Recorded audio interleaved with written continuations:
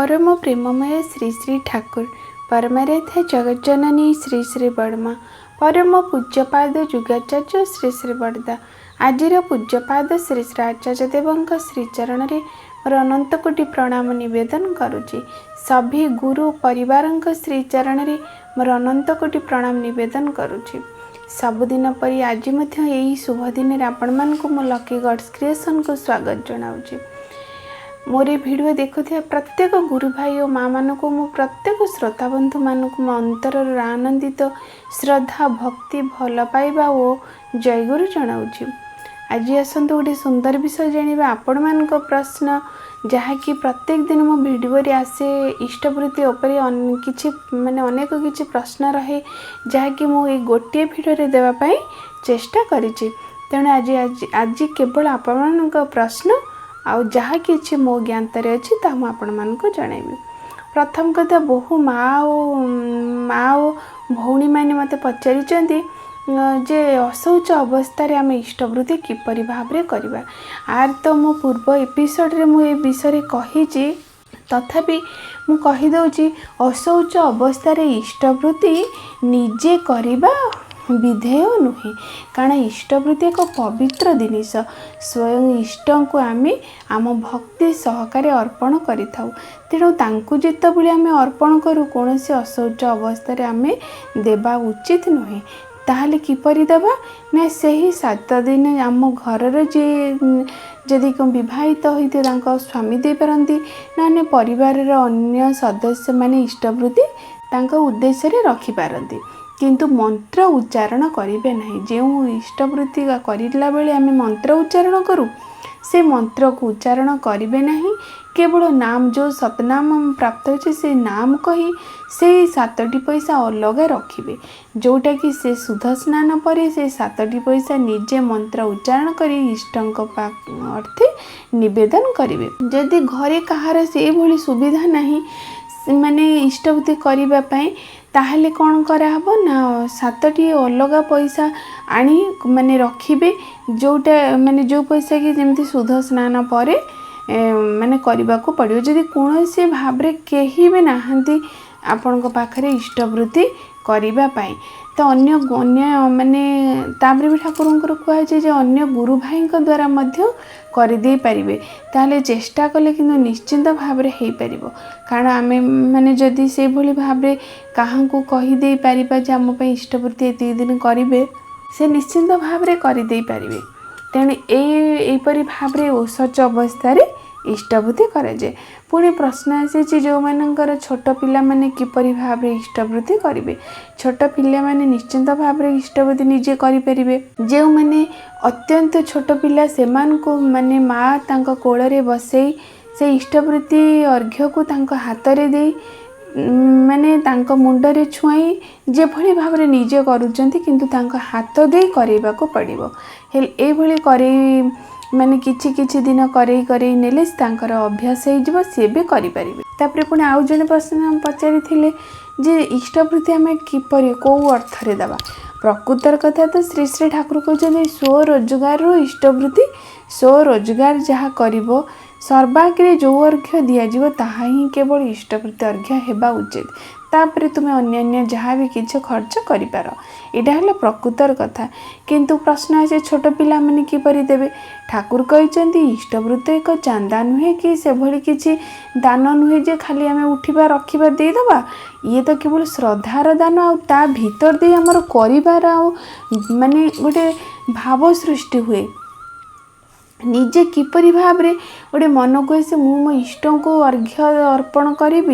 प्रत्येक दिन मु किपरि भाव रे रोजगार अर्जन पटु हवा माने मु किपरि भाव रे रोजगार ठीक भाव रे सत भाव रे रोजगार करी जो रोजगार रा प्रथम अर्घ्य मु इष्टों को निवेदन करी। एटा हला प्रकृतर कथा। ठीक सही परी जेमती माने जदि छोट पिला माने किपरि देबे ना तांको एई भली भाव रे कहिबा को पड़िबो। जेहेतु छोट छुआ से मानकर कोनोसी स्वरोजगार नहीं से माने कोन करिवे ना निज पितामाता पाखरु जे कोनोसी बाबद रे खर्च माने पई से अर्थ आनंती सेइथिरु से माने निजे रखिथिबे। मास शेष से बापा बा माँ जी भी इष्टवृत्ति घर प्रेरण करुथिबे तांकु से देबे। मोर इष्टवृत्ति एति टଙ୍କା जी जो भाव जेति करूचंदी बाबा बा मामा नियंतु मोर आजिर इष्टवृत्तिर अर्घ्य एई भली भावरे करिले कौन हबो ना तापरे तांको हाथ दे मातृभूति पितृभूति करवाक पड़ो जमती इष्टवृत्ति आमको दवाक पड़ो गुरुंक उद्देश्य सेपरी बापा माँ उद्देश्य गोटे गोटे टंका हो तांको दवाक पड़ो जे एटा बापा उद्देश्य एटा माँ को तांकरी पाखरु आनी तांको दवाक पड़ो एई भली भावरे करले छोट दिनों से पिलांकर दबार भावटा माने आसे बापा प्रति माँ प्रति गुरु प्रति परिवेश प्रति एई भली भावरे इष्टवृत्ति को करने को पड़े आ जो माने 18 वर्ष ऊर्ध्व जो माने रोजगार माने करि नांती ठाकुर कहले से माने निजे किछि ना किछि अर्जन पटु हेबा दरकार माने किछि ना किछि रोजगार बाट खोजी देबा दरकार ए जेपरी भावरे निज घरर कोनोसी बापा को जे कोनोसी कर्म को तांको सहयोग करि देबा माँ को कोनोसी कार्य क्षेत्र रे सहयोग करि देबा नहले निजे करी माने जे कोनोसी बाबद रे निजर समय को नष्ट न करी माने किछि रोजगार बाट खोजी देबा दरकार एई भली भावरे करिले इष्टवृत्ति इष्टंक प्रति आमर टाण आसे भल पाइबा आसे श्रद्धा आसे जहा फल रे आमर तांक प्रति गोटे गाढ़त्व भाव चली आसे जहा फल रे मनीष दिन को दिन रोजगार क्षमतार बढ़ी जाए आउ अर्जन पटु हो जाए आलस्य दूरे जाए आउ से एक खूब धनशाली भविष्य हो जाए कारण मनीष आलस्य दूरे गले रोजगार क्षमर बाट माने पाईगले निश्चिंत भाव में तार अभाव दूरे जीव अर्थर अभाव दूरे जीव से सुंदर भाव में निज जीवन को रोजगार क्षम दिगरे करदे पारिथिबो तेणु इष्टवृत्तिर तो महत्व माने कही सरा जाई पारे ना किंतु जो माने भी इष्टवृत्ति एई भली भाव रे करंती माने श्रद्धा भक्ति भल पाइबा विधि विधान माफिक न कले किंतु इष्टवृत्ति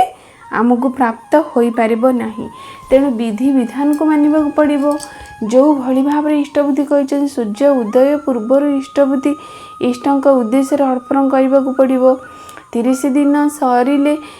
माने भातृभुज्य देवाक पड़िबो भूतभुज्य देवाक पड़िबो परिवृत्ति देवाक पड़िबो मातृवृत्ति देवाक पड़िबो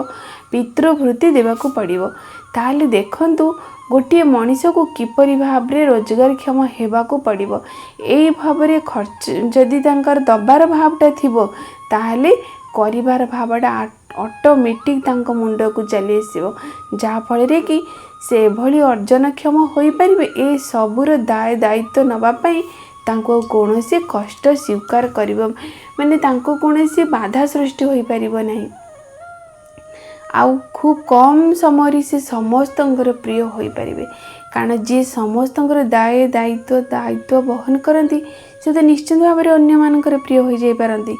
तेणु यही भाव में इष्टवृत्ति को आमको करने को पड़ो तेणु आशा करी जो माँ प्रश्न करथिले अशौच अवस्था करिबा कि नहीं तार प्रश्न से पाई सारी आ गोटे जो छुतिकिया हो बा मृतिकिया से समय मध्ये हमर इष्टवृत्ति बंद होबो नाही तेणु इष्टवृत्ति को से समय मध्ये हम निजे करि दे परिबा अलगा किछि अर्थ आनी तापरे शौच सरिले से अर्थ को शौच करी आमे शौच हो साला पर से अर्थ को शौच करी आमे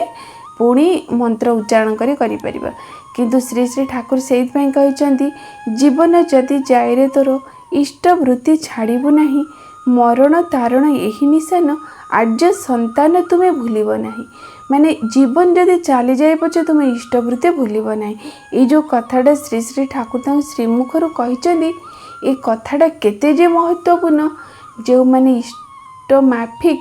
विधि विधान माफिक इष्टवृत्ति करती से माने ताहा धरी पारती नहले अन्य माने बाहर थाई से विषय तार टेर ही पाई पारती नहीं तेणु इष्टवृत्ति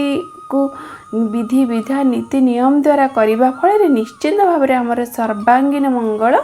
होई थाई आशा करी आपण मानकर जहाँ किसी प्रश्न मते पचारि मुझे पारिछि बोली मते लगुच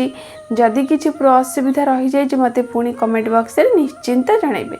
रहुची आज ये रखुची आगत आसंता काली आपण मान आउ गोटे सुंदर विषय नहीं आपण मान पाखक आसबि सर्वशेष समस्त मंगल प्रार्थना परम प्रेम श्री श्री ठाकुर पाखे जड़े जय गुरु।